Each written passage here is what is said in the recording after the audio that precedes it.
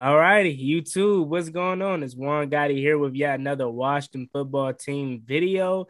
And in today's video, I am honored to be here with a Washington legend, Mr. Rick Dog Walker. How you doing?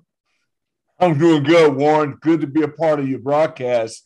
Mhm. It's you're lucky that you're in the podcast age or the you can do your own thing age. I'm in the stone ages to where you were lucky to be able to get on a broadcast because especially people of color, it wasn't always the easiest road to take.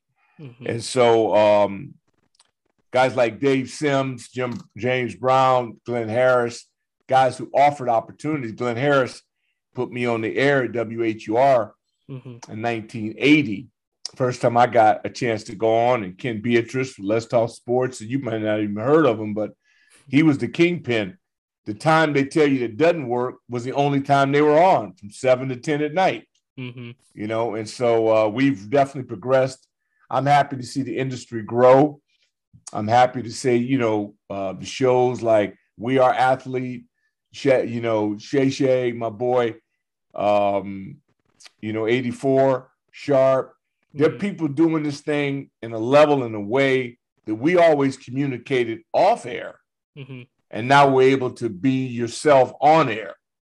And I'm really, really, really excited about all the talents that I've been able Mhm. to work with over the years at 980, with Zabe, Coach Thompson, B. Mitch, Mhm. Galdi, Dan Miller, my original partner, Al Koken, Mhm. Scott Lynn, my producer now on the Doc Walker podcast on Patreon, Steve Mhm. Solomon, Chris Johnson, our boss. We had so many guys that have been through that. Our nucleus at 980, they'll never Mhm. be broken up. They can do whatever they want to do.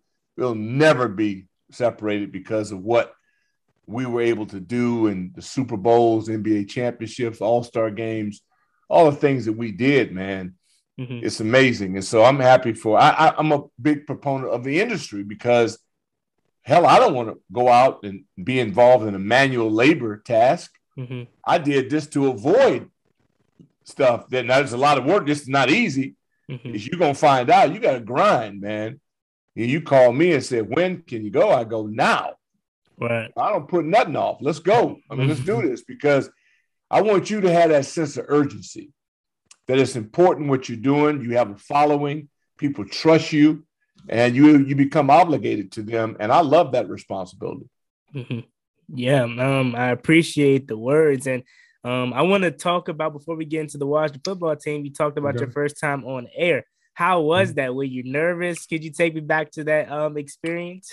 Well, the first time as a guest, I've never been nervous as a guest because you usually ask me questions about something that I do and have done. When I went to WMAL just to try to intern and walk on, I just wanted to be a part of it. And Jim Gallant, the PD, introduced me to Ken Beatrice. And I went in with Ken's office, and Ken's a legend. Tim Brandt also worked there. I filled in for Tim in the mornings with Harden and Weaver, these two legends of the game. And and then I filled in for Ken on a Friday, and I didn't know the market. Most people in the summer in this area, they go to the beach. Mhm. So Friday is the hardest shift in radio if you are counting on call-ins because people are gone. So I'm throwing out that number 432 WMAL is the number. I'll never forget it because I said it a million times because I had no callers. I had nobody there. And then my producer helped me understand it. Ken was smart enough to contact people himself. That was part of his showmanship. He Mhm. had his own, index cards. He was contacting people. So I had to learn the game. And JJ Green, who's now at WTOP doing a fantastic job with his podcast, Mhm. Colors, he helped me a great deal. And I was really able to see what was going on, be around people that were top, I mean, just best of the best, and decided that I was going to throw myself into this to learn it because I could hardly generate air.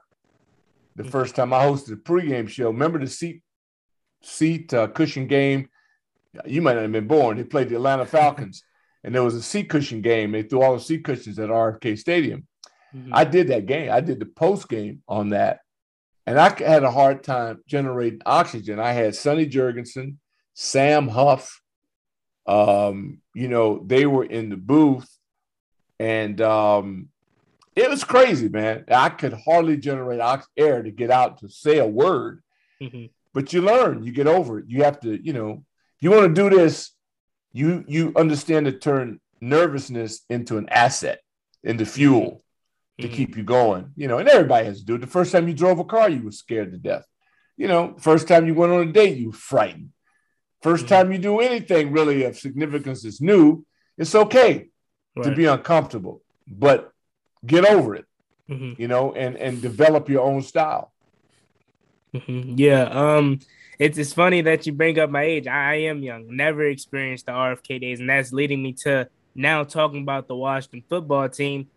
You were a player back in the day, winning the Super Bowls and the glory days. I never got to experience none of that. So I want to know, from a player standpoint, what was it like back in the days? I see all the old videos and highlights of the stadium shaking, all of that, right? So what was it like back then as a player, from the fans to the games and winning championships? Because again, I've never experienced anything like that because this team just hasn't been good in my lifetime. So what was it like back then? I was one of the fortunate ones because I won a high school championship. I won the Rose Bowl at UCLA, and we won the Pac-8, and then we ended up top 5 in the country, and maybe one of the biggest upsets in the history of the game. And because they beat us earlier that year at home, and then we came back and dominated them, and they were undefeated, one win away from the national championship. So, and then to be here, and my road was rocky. I had 5 different head coaches my first 5 years in the league. I was drafted by Cincinnati. And so I saw that this was pro ball and college had nothing in common. You got to get lucky to get around people that actually know what they're doing. Most don't. And you find that out the longer you play. And so my 4th head coach was Jack Pardee here in 1980. My 5th coach in 81 was Joe Gibbs. We started off losing the first 5 games of the season. And I'm thinking to me, man, I got to go out and sell insurance to do something because this dog is not hunting. But we had a great chemistry. We had some outstanding young players, seasoned vets. We had Joe Theismann at quarterback. And you could see we evolved. And that young group, Mike Nelms was, man, him and Art Monk. I mean, we had 2 guys that were phenomenal. And then a defense that was stingy and Pettibone, well coached by Richie Pettibone.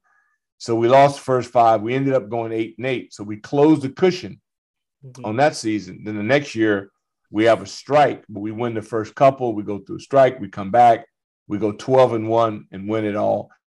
Then we go 14-2. So it started momentum. Then they went on. I retired in 85. They won it again in 87. They won it again in 91.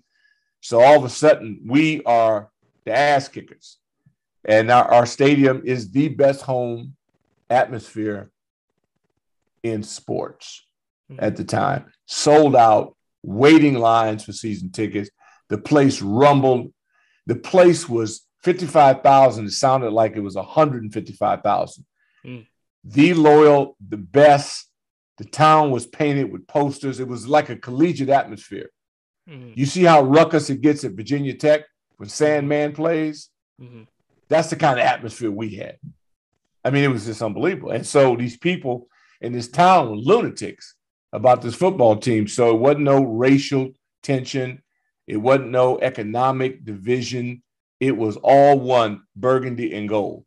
And now as I look back on it, going through this, drought, now I appreciate it. And now my goal is to see it back again on top and to support the guys that are playing the game and hope that they can get it. And it's not easy. It's the hardest thing in the world is to win in pro sports. But we see it done. It's not impossible. We have a lot of talent. We don't have the talent operating as one. We got guys doing their own thing, and that'll never work. You don't have your quarterback position has got to be rectified. Everything I like about this kid, I love his moxie. He's the perfect guy to bring in a situation if you're in trouble because he's not afraid. He's got great legs. He knows what to do. But in this league, with the rule changes, that they don't get the quarterback hit, they can't touch receivers. If you got a gun, you can control it. That's why all the top guys, the one thing they all have in common, it's like baseball. They all throwing 100-mile-an-hour fastballs. You know, and our guys throwing changeups. It ain't gonna work. It's never gonna work. Not gonna work. It's too hard to beat people. The ball's got to be there. He's throwing the ball high now, so people, there's no rack, there's no, yak yards after catch, because you got to go up and climb a ladder to catch his passes, and it's just not going to work. Now you can talk about a Band-Aid. You need a tourniquet right now. So win on defense. Well, the defense has been a big disappointment because they started smelling themselves reading the press clippings. This league doesn't give a damn about you. All they need is the offseason to put you on film, figure you out, and counter what you do best. They take away the one thing you do best, they take it away. And we are now adjusting. Green Bay was an indication. We're capable, but we need all three units. Special teams got a punt block. We got a holding penalty on the first return. You can't do that. We're not good enough to have penalties and win the game, but they are moving in a direction that I'm patient. This week in Denver, code red for me. They have to win this game. There's certain games you may never win if you play in Green Bay, playing Tampa Bay, you playing the Kansas City Chiefs. We playing these great quarterbacks. You're not going to be the A+ quarterback without consistent pressure and good coverage. Secondary is too soft. Give up too much yardage. You're missing tackles. And yet, a lot of these things I could say they were close. You're beating the Chiefs at half. Well, Tennessee showed you. The Chiefs, they're press clipping right now. You should have kicked this mud hole in them. That's exactly what Tennessee did. Tennessee didn't give a damn about them because they're down. They got defensive players hurt, offensive player hurt. Go and take their heart out. And they crushed them. We had them up at the half. Alumni weekend. We're up 13-10. And then they come out and kick your teeth in when we don't take advantage of it. So that's where it's at. This week, must win.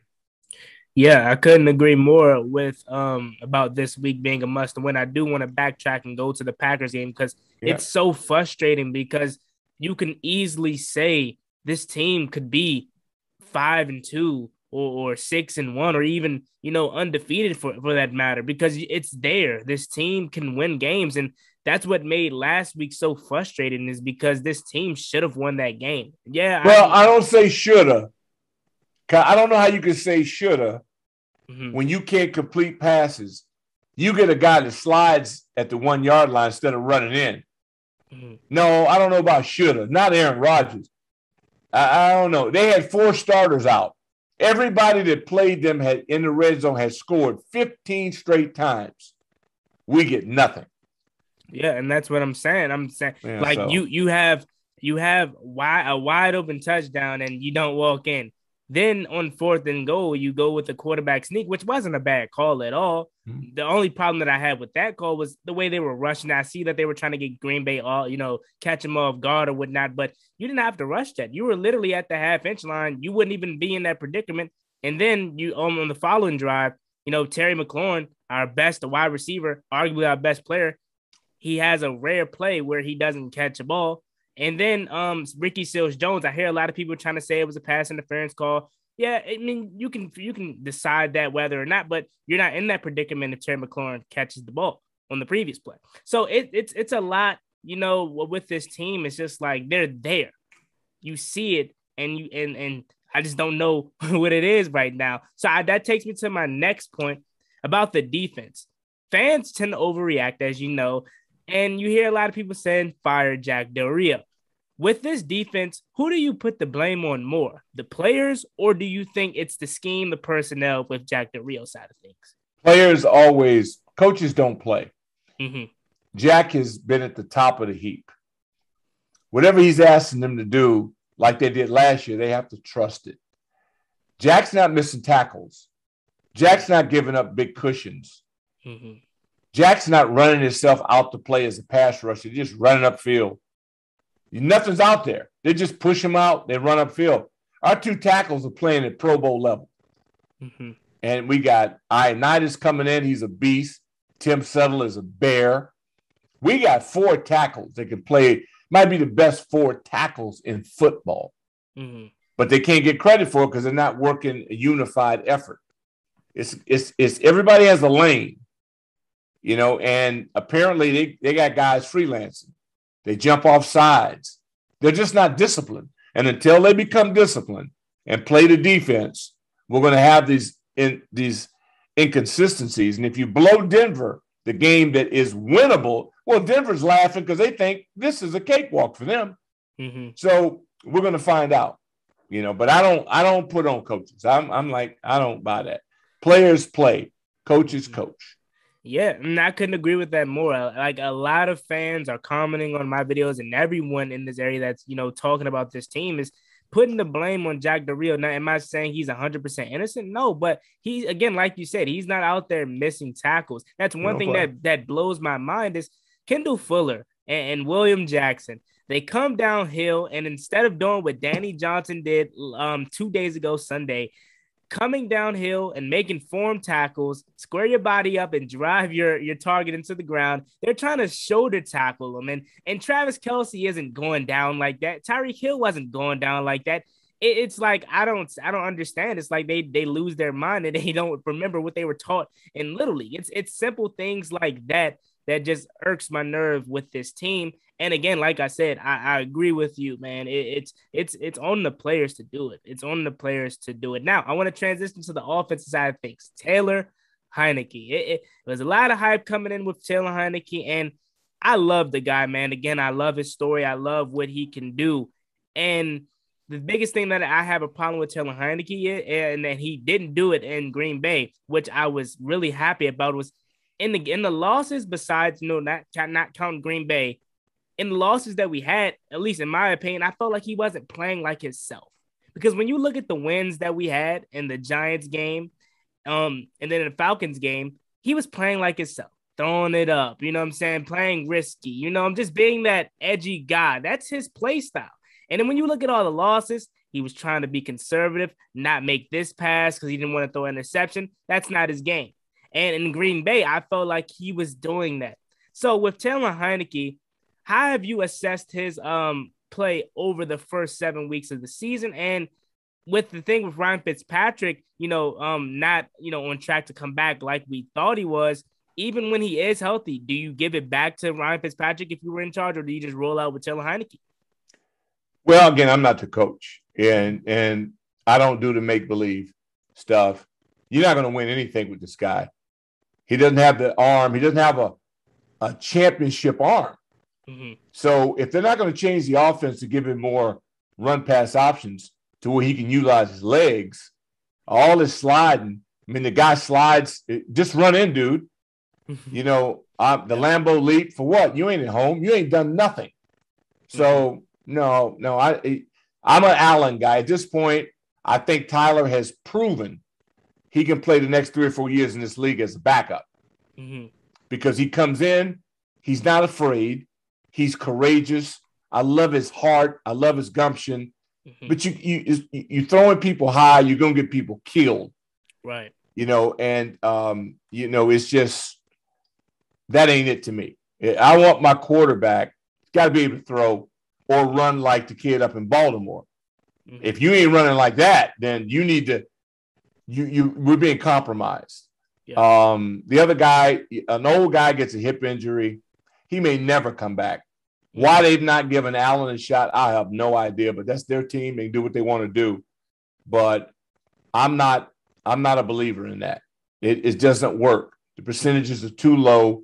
You got people wide open. Hit them with the ball or run, one or the other. And what all this sliding? You slid yourself out of a touchdown, dude. Yeah, you had one drop, but then you slide. I don't get that. Yeah. I'm not looking for a gimmick. Mm-hmm. I'm looking for consistent precision offense. We don't run the ball. Right. Now we can go all the way back now. Woulda, shoulda, coulda, all words are losers. Mm-hmm. What would you be right now if you had Adrian Peterson? See, and that, from day one, we need a sledgehammer. We got all these, receiver conversion, this guy, that guy. Love 41, love 24. I don't tolerate fumbling. Mm-hmm. You quarterback those 2 picks every game. Your running back fumbles every game. Got to go. Next. I go next up and let's roll. Hell, I ain't going to beat nobody giving the ball away. Defense not good enough for that. Right. Yeah. Everything you said, I can agree with, man. It's like we have all these finesse players. I think that's the word you were looking for there. Instead of having that guy, like Adrian Peterson, that's just going. Oh, Peyton Barber last year. Peyton Barber is not getting stopped on the 1 yard line. Peyton Barber isn't getting stopped on 3rd and 2. Peyton Barber isn't coughing the ball up. You know what I'm saying? So hey, those are the decisions they make. That's the. Mm-hmm. I don't play manager, GM, or coach. Mm-hmm. They're getting paid. Do your job. What's your results? Your results stink. So either make the changes or deal with the consequences. Right. That's the way it's going to go. Mm-hmm. Yep. And I want to continue to talk about Taylor Heinicke for a second. You hit it right on the head with the offense. Why are they not running more RPOs? Yesterday was the first time I seen them, or Sunday rather, it was the first time I seen them run a read option with Taylor Heinicke. You seen what happened, although he didn't score anything. He did run one earlier in the game. Actually, the read option that I remember was earlier in the game, and he got a first down. It was a really good block by Ricky Seals-Jones.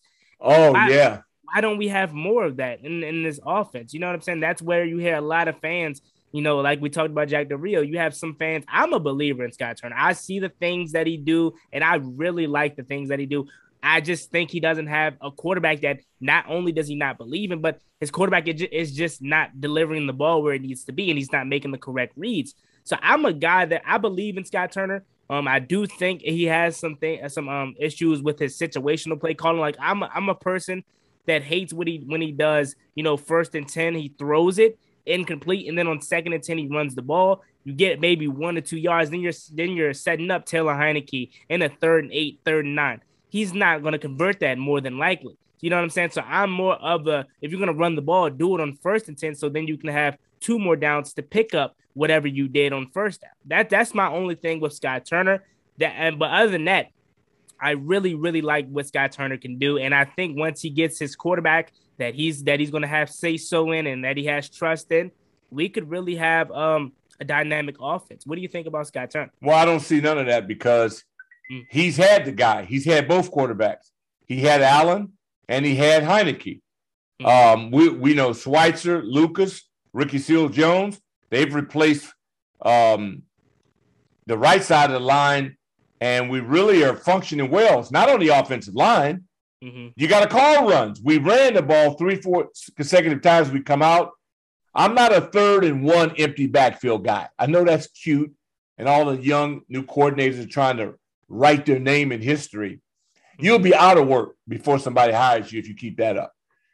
I'm not a hocus pocus guy offensively. I got them big bulls up front. I'm coming right down your throat. And if it's not Gibson, give it to 41.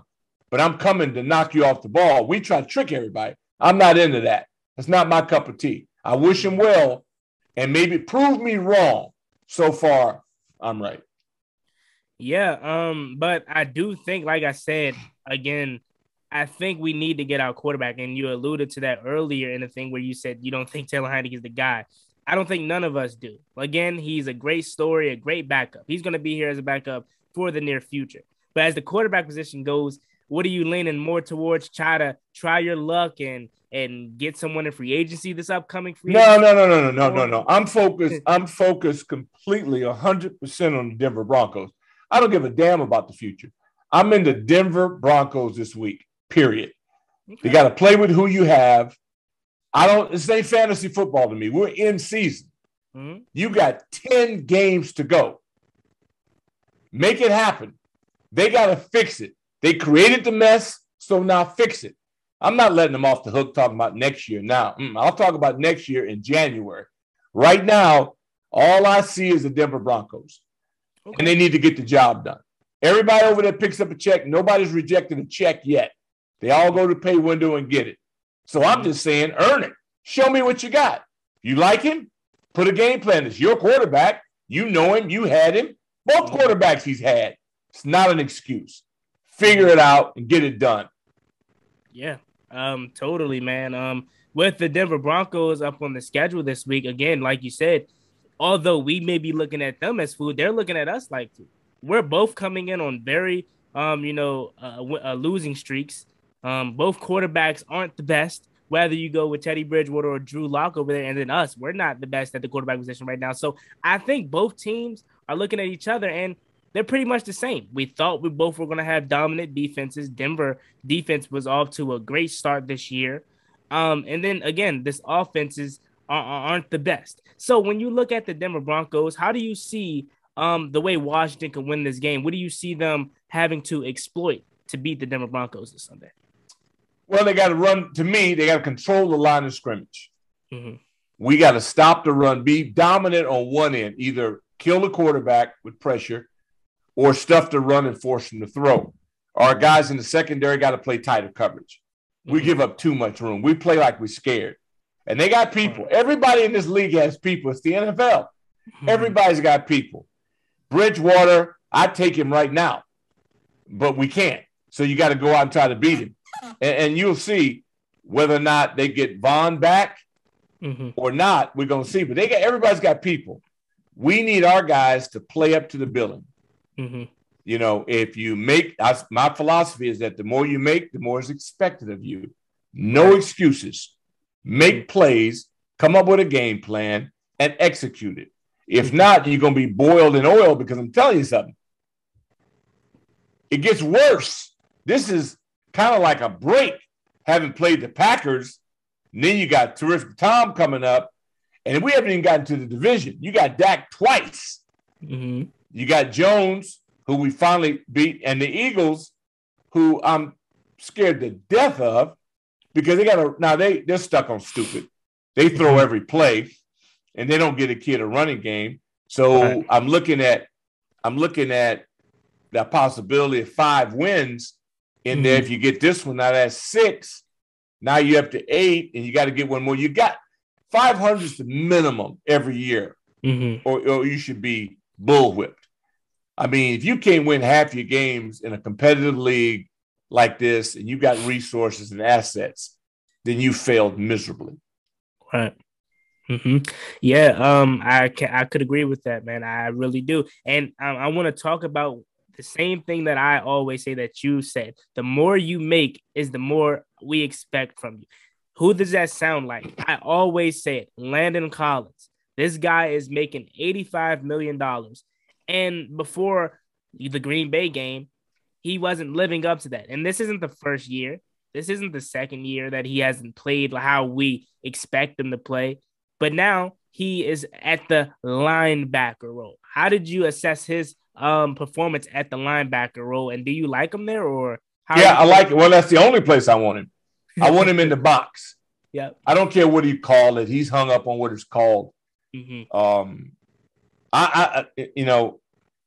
I think the safeties, I like them. DeShazer Everett's my guy. 31's my guy. We got killers. Reeves, you saw him come in there. We had people come in there and play. We need to play more of the backups. See? But, again, I don't understand. If you put Landon close to the action, he will make plays. If you make Landon cover people, he's going to get beat. Right. So that's on them. If he doesn't want to be a linebacker, then I'd release him. I'm just not messing around. Either do what I need you to do, you got to go. Because I can't win with you. So, but that's me. I'm not a coach. I'm not anything over there. I'm on the microphone. But I have an opinion. I got an eye. I know the game. And I'm just telling you what I would do. Yeah. And I'm with you with the releasing of Landon Collins if he's naive to, being that linebacker role. I know, he doesn't like you calling it a linebacker, but let's call it what it is. I don't like their record. I don't like their record. Me neither. Yeah. And I'm glad you brought up DeShazer Everett because I was one of the guys this past offseason that was talking about, safety position and saying, in my opinion, at least, we were good there. I wanted to see DeShazer Everett and Cameron Curl to be the starters because you saw what they did last year when Landon Collins went down. They were making plays out there. And even when DeShazer Everett went down, Jeremy Reeves stepped right in and were making plays. Oh, Reeves was a killer in Green Bay. Yep. I mean, no, that's what I'm saying. They have talent, but I think they're playing games or they're evaluating. I don't know. You can never, if you're not at practice, my philosophy is that if you don't see practice, if you don't talk to coaches regularly, you just got to wait till Sunday to see. So I'm not second guessing them. I think they have talent. Now the guys got to play better. That's on the fellas. They're not two better tackles. I mean, John Allen. Oh my God. He is playing his butt off. He deserves all the money. He's linked to the end on his side.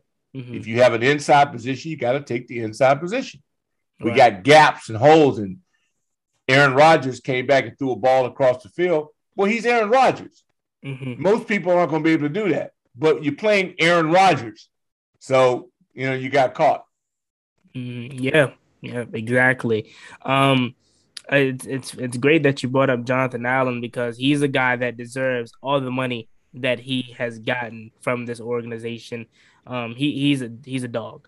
Deron Payne, Matt Ioannidis, they are all great. Tim Settle too. Yep. Yeah, they're all great. Let me tell you, James Smith-Williams, Casey Toohill, all of them. That entire unit gives you great effort. What we got to get is great execution. And then we won't be talking about firing coaches. We'll be talking about these guys winning games. It's still right in your grasp. If you had 2 games, 4 games, you got 10 games to go. We lost our first 5 in 81. We ended up winning 8. You got to go hit the button, take this thing serious. That's why I'm calling Sunday Code Red. I called a Code Red in Atlanta. Had they lost to the Falcons, I would have been devastated. That's how I feel this week. I don't play with Code Red. It's now do or die.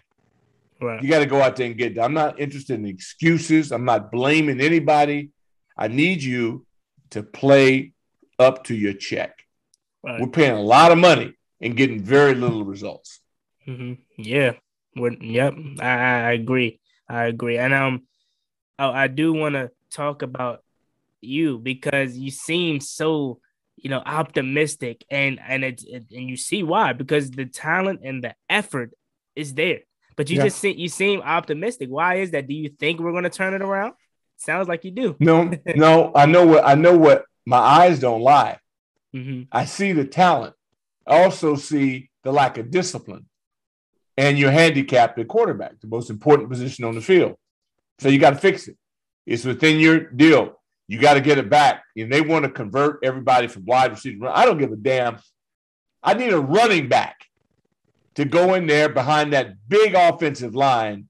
Rouillet, Flowers, Leno, Lucas. I mean, Schwartzer. We got some beasts up front. But they always backpedaling. No, let's get a forward lean and let's go knock some people off the ball and grind a win. Let's win a dirty one. Let's win an ugly one.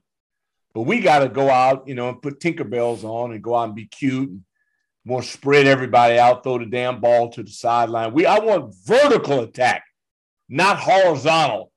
The goal line is straight ahead, not that complicated. Yep. Yeah, and again, we were talking about the talent and effort because, again, eyes don't lie. We see this team and we see what it can be. Now, we talked a lot about everything. We're at the end. I want to talk a little about you one more time. I had 2 more questions for you. All right. With the way this NFL is today, how do you think you as a player back in the day where it's not, I don't want to say it's not as hard anymore, but how do you think you as a player would assess in today's NFL? Do you think you would be one of the top guys? Every guy, you got to play in your era. It's just easier. But when I got in the league back in the 70s, Blunt was in Pittsburgh. I mean, dude looked like a Jolly Green Giant at corner. They grab you and throw you around. They can't touch you now.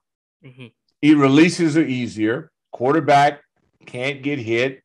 I played against Jack Tatum, Ronnie Lott, the brothers in Pitt in Chicago, Doug Plank, Fensick. People were killing people. They were trying to cut you in half. Now they can't hit you. Yep. So it's, but again, it's adjust to the errors. I wouldn't trade with any of them. It is what it is. We did what we had to do the way we did it. A lot of people didn't like that. It don't matter. We had a great team. Mm-hmm. And it's not an all-star game. It's a team effort. And, I wouldn't trade with any of them at all. Although the money they make now for doing this job, and you look at it and go, wow. But again, that's how the people looked at us that played in the 50s and 60s. They thought we were bank robbers, because they were making 35, 40,000. We come in making 100,000, 200,000. Now they're making 2 million, 5 million. Landon's 14 million. Sheriff wants 18 million to play guard. And I'm all for it. I'm not a hater. Right. But if you're not producing at that level, you wouldn't be on my team. Right. Mm-hmm. That. Well said. Well said. So the last question before we get out of here is about the name. So from a fan standpoint, yeah, we were attached to the name, but I'm so glad I'm talking to a former player that actually put on the jersey and put on the helmet. We were affected by, from fans, and that's all we knew as fans. But as a player, how has the name change affected you? Because again, you were successful in this jersey and you played in this jersey and had that logo on the side of your helmet. So how is this name changing, or when it first came out, how did it affect you first as a player? Well, the logo is what I miss, and I still wear the logo. Mm-hmm. It was a Native American that was approved by their nation. It was nothing negative. I've hated the Cleveland Indian logo forever. I think it's offensive. Mm-hmm. Ours, I thought, was honoring. The name, I was told, was racist. I dropped the name 15 years ago. I called them Skins, Hog, Burgundy, and Gold. I got over that.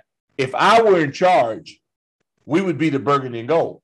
Name, that'd be our name. Like if the Crimson Tide can be the Crimson Tide, we're the Burgundy and Gold. And our mascot would be a hog. Mm-hmm. End of discussion. I like it's that. over. It's over. But they're trying to make money out of this, and I don't blame them. They're in a financial enterprise. So they're going to do what they think generates the most revenue.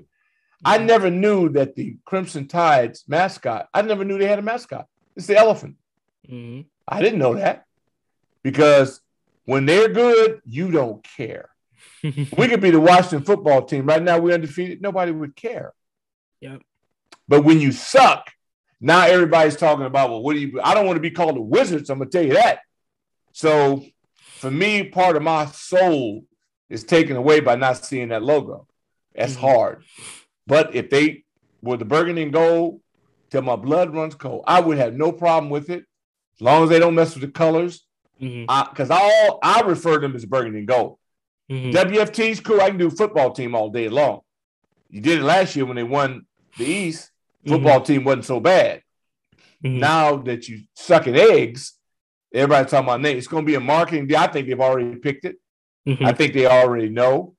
And we're last in attendance in the National Football League. So believe me, they're going to use this as a tool to try to create interest. They don't care what a guy like me thinks in the 60s. They care what you think. And they've got to get this young generation that's never seen them win. I got 3 boys, 32, 30, 26. They've never seen them win. So they go on by faith. So what they've got to do now is get this next generation. Your parents are the only reason y'all wearing burgundy and gold, because you have no reason to do it, but your parents. Now you're saying it's your decision to make. They got to sell you. And that's what they're interested in. And I'm not mad at any of them, because no matter what they call themselves, they'll be the burgundy and gold to me forever. Yeah, same here. I'm a guy that, I don't want to say I don't care what the name is, because if it's something foolish, of course I'm going to have something to say.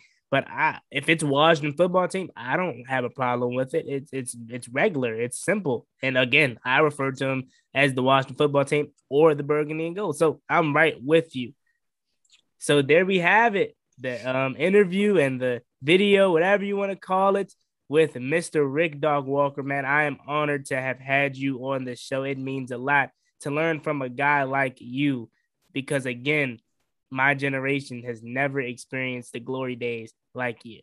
Thank you so much for thank being you, on man. the show. I really we love you. Appreciate it. Keep doing what you got going, man. And you want to roll. You want to get that thesaurus out and get your history together, man. We do it inside the locker room on patreon.com/Doc Walker. Podcast is on fire. Right. And spread the word. So there you have it. As always, make sure you guys like, comment, and subscribe to the channel. It's me and boy Juan Gotti. I'm out. Peace.